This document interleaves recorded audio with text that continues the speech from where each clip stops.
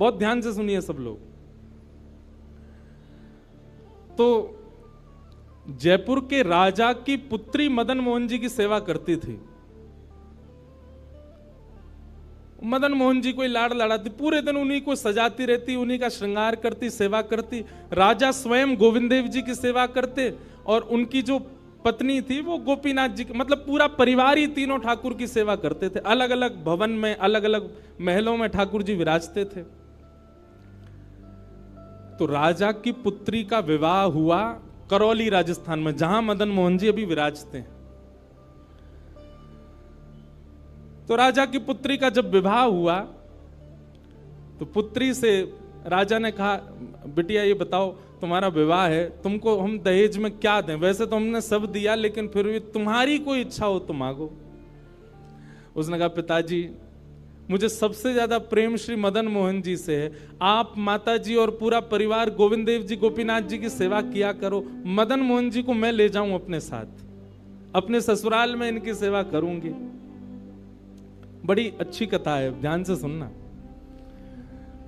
राजा रोने लगा, अपनी पुत्री के चरणों में सिर झुका के बोला, मुझे क्षमा कर दे पुत्री, तू जो मांगेगी सो दूंगा, पर ये मेरे हृदय है, मैं इनको नहीं दे सकता। मैं वृंदावन से मुगलों से बचा करके इनको लेके आया हूं। वैसे तो ठाकुर जी को बचने की कोई आवश्यकता नहीं, ठाकुर जी कृपा करके आए हैं जयपुर में राजा के ऊपर, पर इनको देख करके मेरे प्राण बचते हैं। तू जो मांगेगी सो दे दूंगा। पर मदन मोहन जी बोले, पिताजी गोविंद देव जी गोपीनाथ जी हैं ना आपके पास में, मदन एक ठाकुर जी मुझको दे दो। यहां राजा की जिद हो गई, नहीं दूंगा। पुत्री की जिद हो गई कि मुझे तो चाहिए, नहीं तो मैं विदाई नहीं होंगी।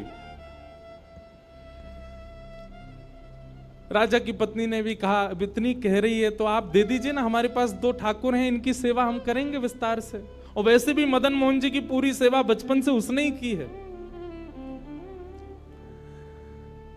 तो राजा ने एक प्रस्ताव रखा। बोले, अच्छा पुत्री एक काम करते हैं। बोले, क्या? मैं तेरी आंख पे पट्टी बांधूंगा और आंख पे पट्टी बांध करके मदन मोहन जी जैसे 7 स्वरूप तेरे सामने खड़ा करूंगा, जिनमें से 6 स्वरूप जो होंगे वो मैं बनवाऊंगा और 1 स्वरूप वास्तविक मदन मोहन जी होंगे। आंख पे पट्टी बांध करके तुझे स्पर्श करके अगर तूने असली मदन मोहन जी को पहचान लिया तो मैं ये मान जाऊंगा कि तू नहीं, ठाकुर जी तेरे संग जाना चाहते हैं। ठाकुर जी की इच्छा पता चल जाएगी। तो राजकुमारी बोली, ठीक है, आप ये प्रयोजन कीजिए। राजा ने महाराज कारीगरों को बुलवाया और मदन मोहन जी के डिट्टो कॉपी 6 स्वरूप बनवाए और 6 स्वरूप बनवा करके मदन मोहन जी सहित 7 स्वरूपों को खड़ा किया। पुत्री के आंख पर पट्टी बांध दी, एक जैसा इत्र, एक जैसी पोशाक, एक जैसा मुकुट, एक जैसा श्रृंगार, सब कुछ बिल्कुल एक जैसा। और कहा, पुत्री अब तू इनमें से जो 7 में से पहचान लेगी, अगर असली तेने पहचान लिए तो मैं तेरे संग भेज दूंगा।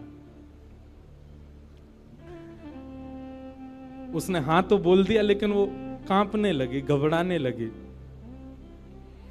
जैसे ही उसने नेत्रबंद किए तो कथा ऐसी है कि वो रात्रि में जब सोई, अगले दिन परीक्षण होना था, तो रात्रि में जब सोई तो बहुत रोई और ठाकुर जी से कहने लगी, नाथ मैं आपसे बहुत प्रेम करती हूं, मैं आपके बगैर नहीं रह सकती, पर मेरे पिताजी की बहुत जिद है। अब कहीं मैं आपको नहीं पहचान पाई, मेरे तो प्राण ही निकल जाएंगे, विदा होना तो बहुत दूर की बात है।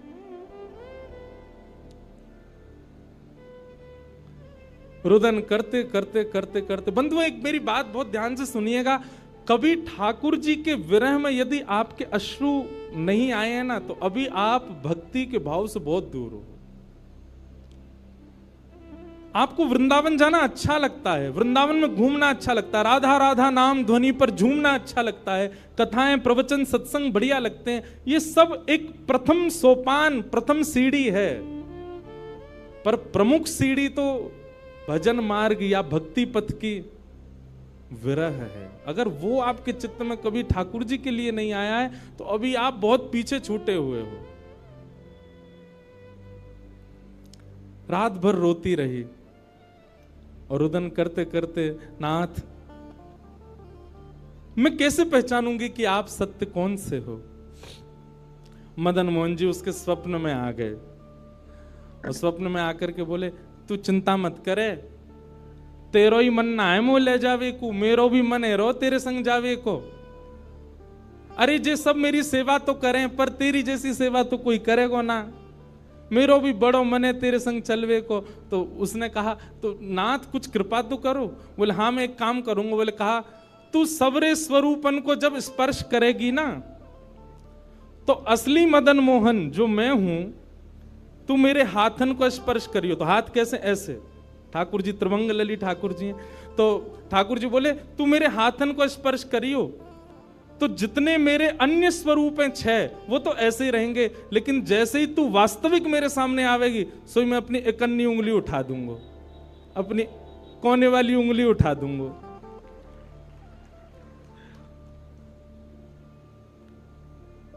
ठाकुर जी कितना प्रेम करते हैं अपने भक्त से। ठाकुर जी बोले मैं अपनी इकन्नी उंगली उठा दूंगा और तू स्पर्श करती करती मेरी जैसे इकन्नी उंगली उठे, वाकू पकड़ लियो और तुरंत पिताजी से कह दियो, जय रे मदन मोहन जी, मैं चल दूंगा तेरे संग।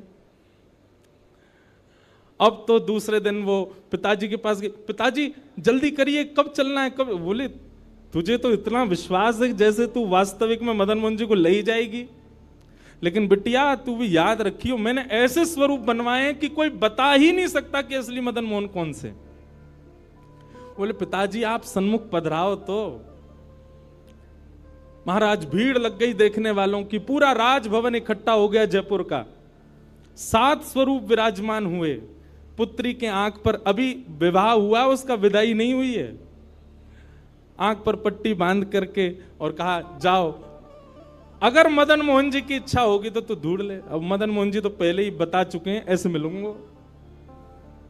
जैसे मानो टीचर पहले ही एग्जाम पेपर लीक कर दे, ये क्वेश्चन आने वाले, तैयार कर आना।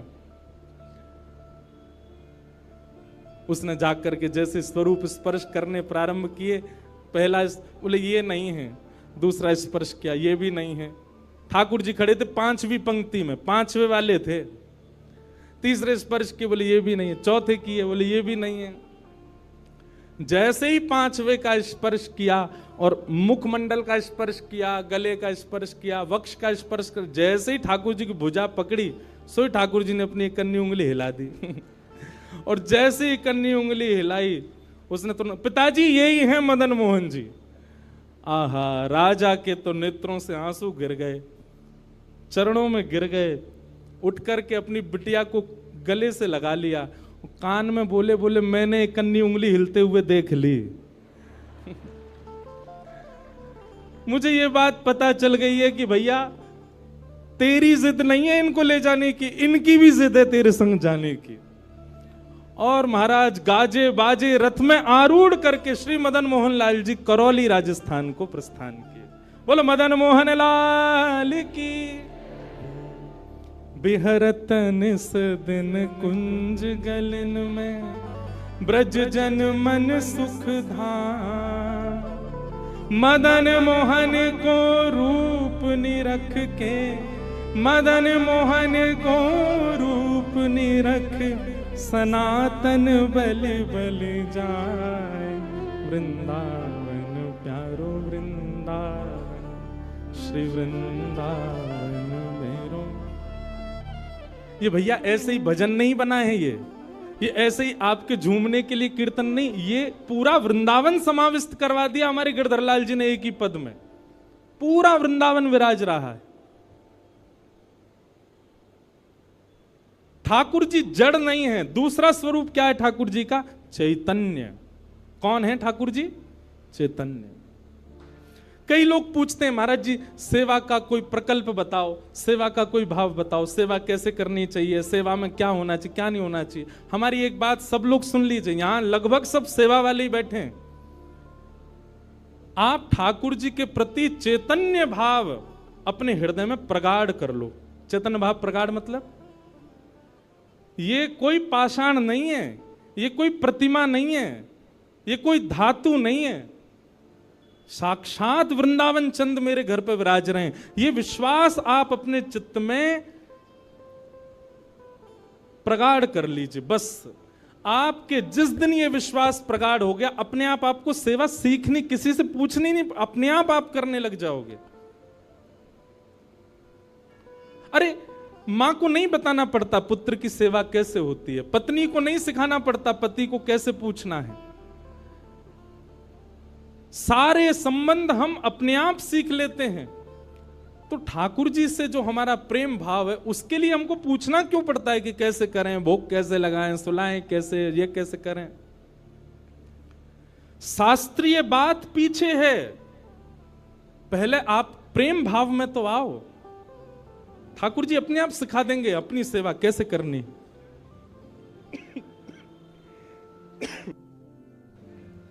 प्रेम भाव, उनके प्रति पाषाण की बुद्धि मत रखो, चैतन्य भाव रखो।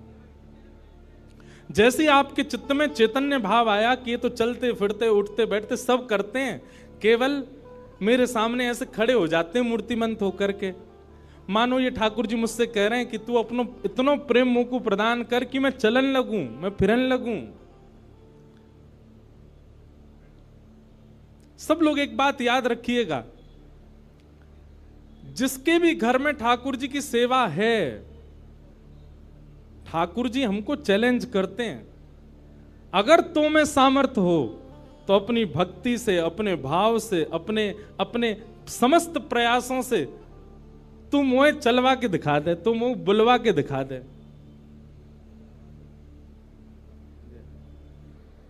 बोलो गंगा मैया की जय। वापस प्रस्थान कर जाओ। महाराज जी हरिद्वार को प्रस्थान कर रहे हैं, महाराज जी के श्री चरणों में बार। हाँ आऊंगा महाराज जी, मैं दिसंबर में आऊंगा जल्दी।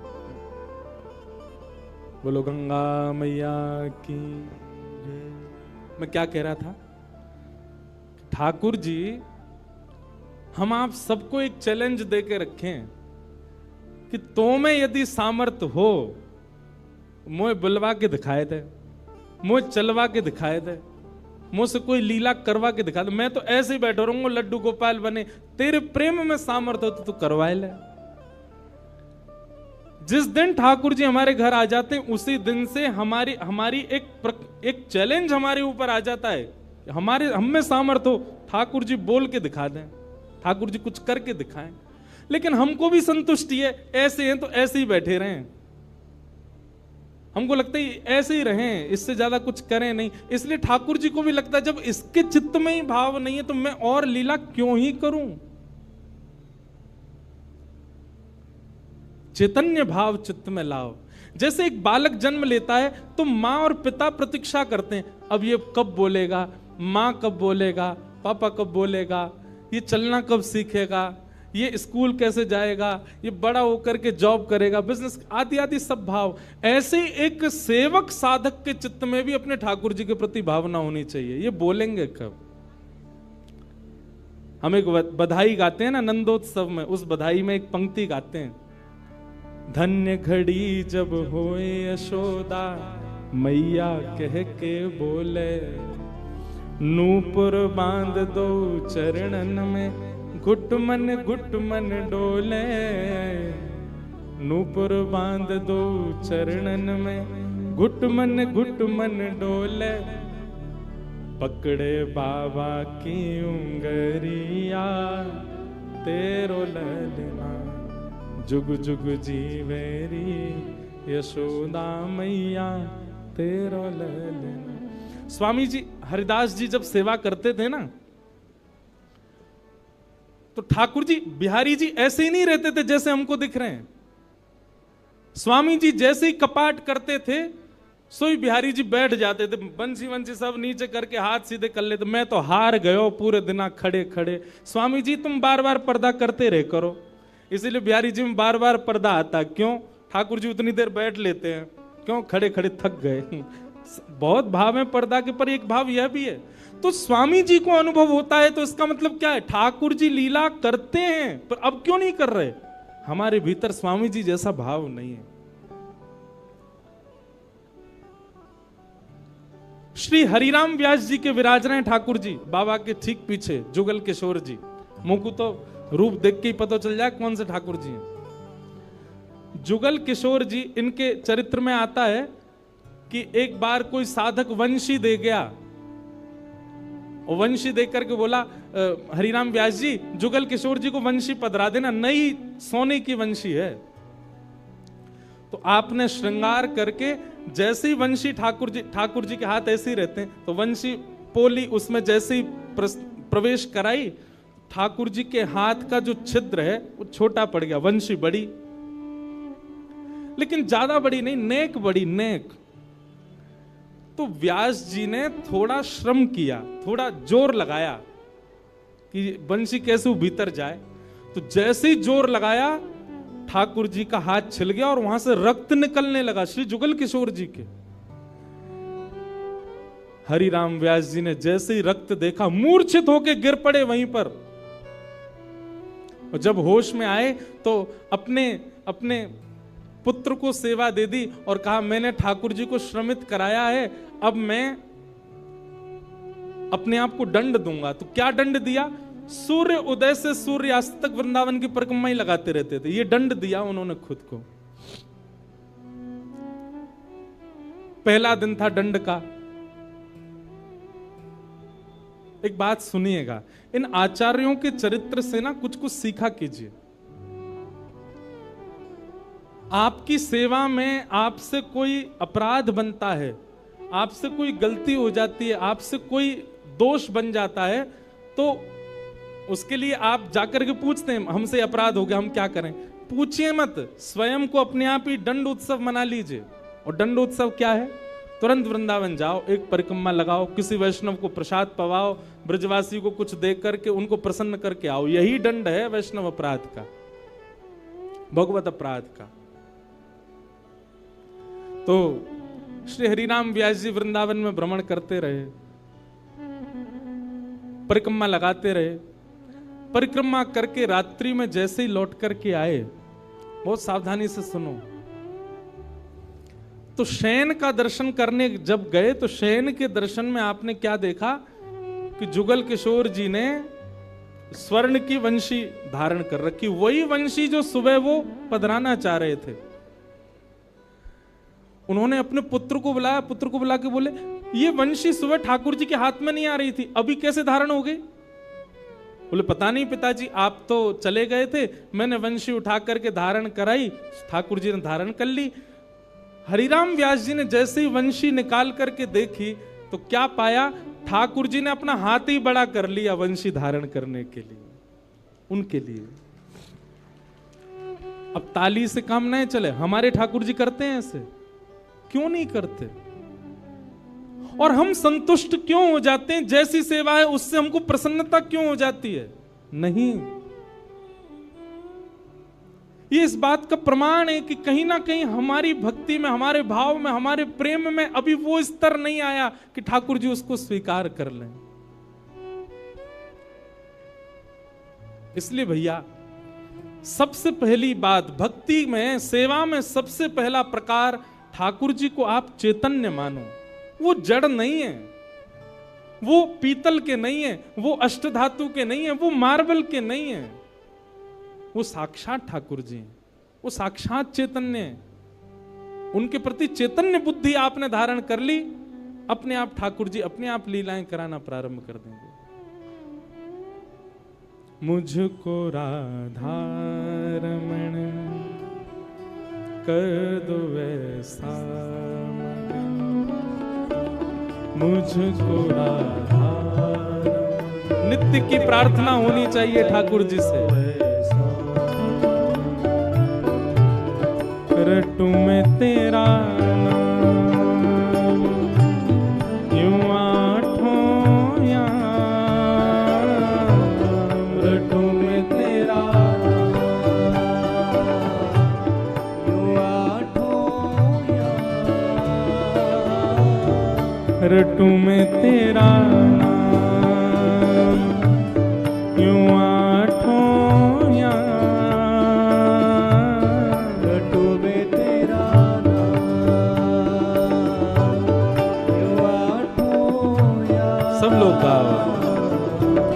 मुझको राधा रमन कर दो ऐसा मगन, मुझको राधा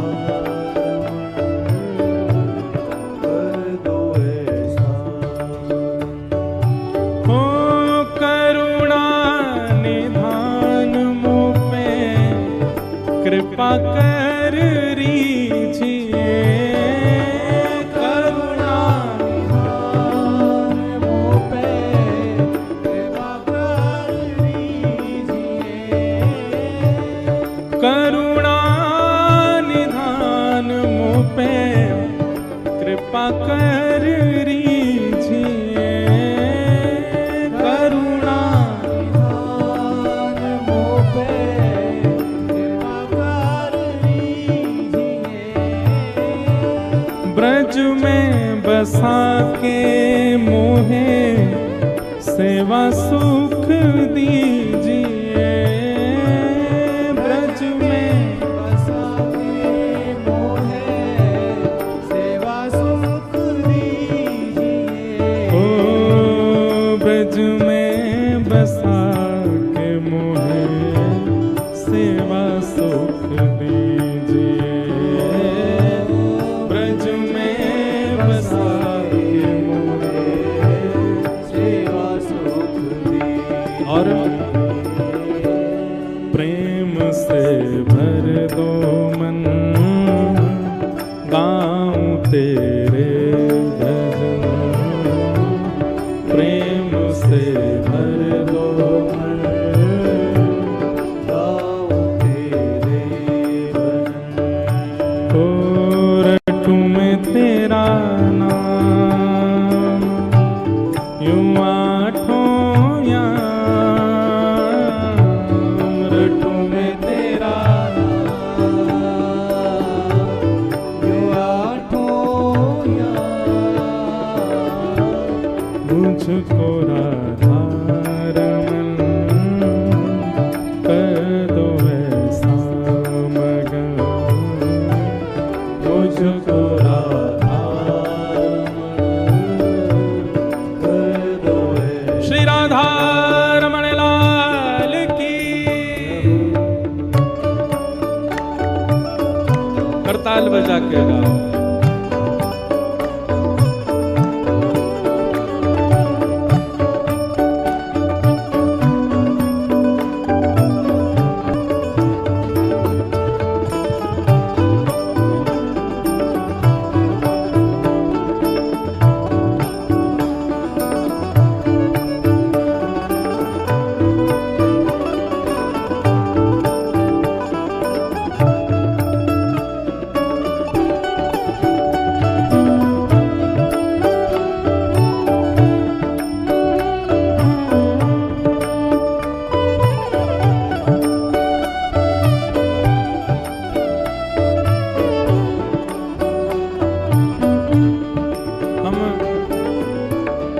पर चर्चा कर रहे हैं कि ठाकुर जी को चैतन्य मानो, वे पाषाण नहीं है, वे पाषाण तो हमारे लिए बन करके खड़े हैं कि तू अपने प्रेम से मुझे चैतन्य बना, वो चैतन्य ही हैं।